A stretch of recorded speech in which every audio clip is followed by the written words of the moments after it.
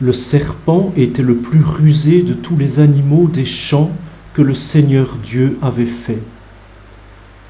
Il dit à la femme: Alors, Dieu vous a vraiment dit, vous ne mangerez d'aucun arbre du jardin? La femme répondit au serpent: Nous mangeons les fruits des arbres du jardin. Mais pour le fruit de l'arbre qui est au milieu du jardin, Dieu a dit: Vous n'en mangerez pas, vous n'y toucherez pas, sinon vous mourrez.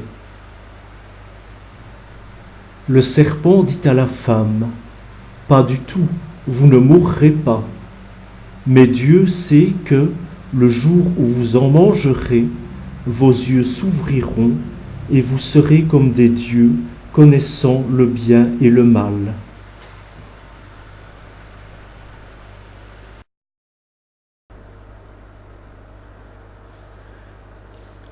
La femme s'aperçut que le fruit de l'arbre devait être savoureux, qu'il était agréable à regarder et qu'il était désirable, cet arbre, puisqu'il donnait l'intelligence.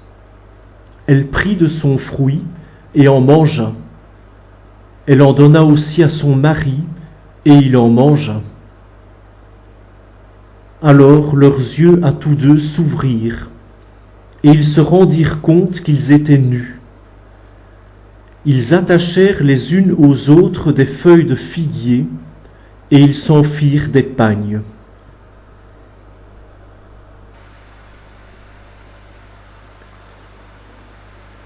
Ils entendirent la voix du Seigneur Dieu qui se promenait dans le jardin à la brise du jour. L'homme et sa femme allèrent se cacher au regard du Seigneur Dieu parmi les arbres du jardin.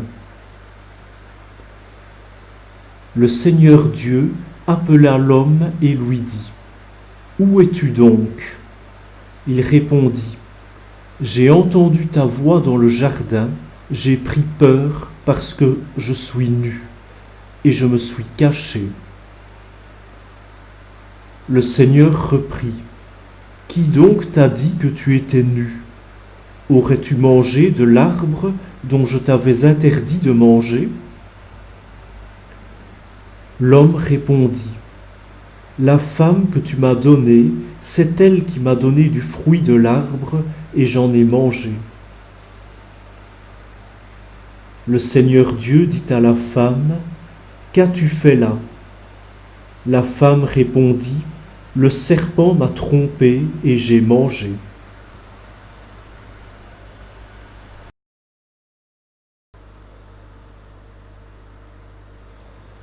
Alors le Seigneur Dieu dit au serpent: Parce que tu as fait cela, tu seras maudit parmi tous les animaux et toutes les bêtes des champs. Tu ramperas sur le ventre, et tu mangeras de la poussière tous les jours de ta vie. Je mettrai une hostilité entre toi et la femme, entre ta descendance et sa descendance. Celle-ci te meurtrira la tête, et toi, tu lui meurtriras le talon.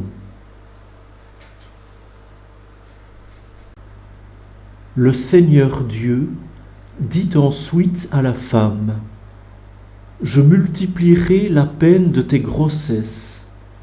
C'est dans la peine que tu enfanteras des fils. Ton désir te portera vers ton mari, et celui-ci dominera sur toi.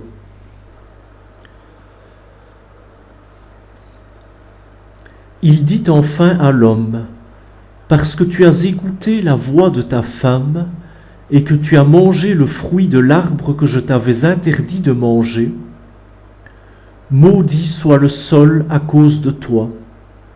C'est dans la peine que tu en tireras ta nourriture tous les jours de ta vie.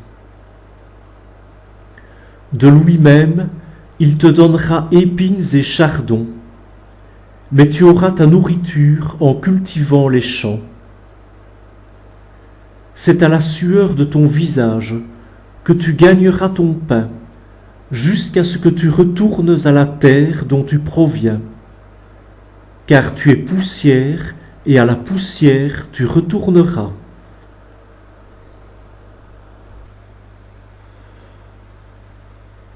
L'homme appela sa femme Ève, c'est-à-dire la vivante, parce qu'elle fut la mère de tous les vivants. Le Seigneur Dieu fit à l'homme et à sa femme des tuniques de peau et les en revêtit. Puis le Seigneur Dieu déclara: Voilà que l'homme est devenu comme l'un de nous par la connaissance du bien et du mal. Maintenant, ne permettons pas qu'il avance la main, qu'il cueille aussi le fruit de l'arbre de vie, qu'il en mange et vive éternellement.